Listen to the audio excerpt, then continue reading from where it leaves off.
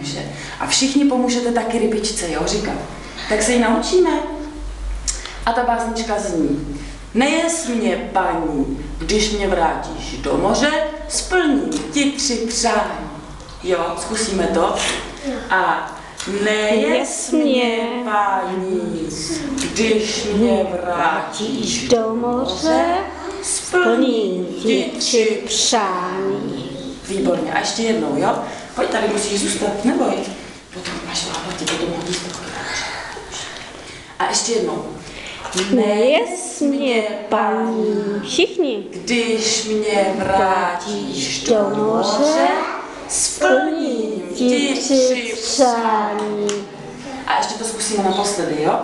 A nejes mě, paní, když ti vrátíš do moře, splním ti 3 přání.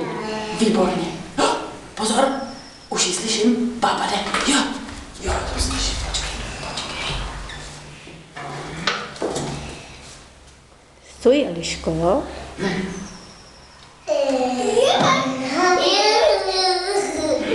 Už to mám, s ním tebe. A ty máš říct co? Co řeknete? Nejes mě, paní, vrátíš do moře, splním ti 3 přání, výborně. 3 přání, jo. No to si nechám líbit. No tak to já tu rybičku takhle vezmu a takhle ji hodím zpátky do moře. Jopí, šutam. Tak počkej. Tak můžeš si tam jít hračnout zase.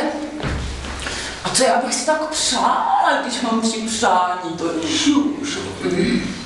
Starou chýši mám, chtělo by to nový bejvák, že jo? Tak jdu na to. Já si teda přeju velikánský dům. Teď se předveď, rybo. Ukaž mi svůj To jsem zvědavá.